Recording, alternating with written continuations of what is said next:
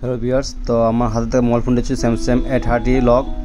তো এটি আমরা কীভাবে এটি পিন লকটি আমরা ফরওয়ার্ড করবো বা পাসওয়ার্ডটি আমরা রিসেট করবো, তো কীভাবে করবো সম্পূর্ণ ভিডিওটা আমরা আজকে মোবাইল মাধ্যমে দেখাবো। তো দেখুন, প্রথমে এই মোবাইল ফোনটি অফ করবো আমরা।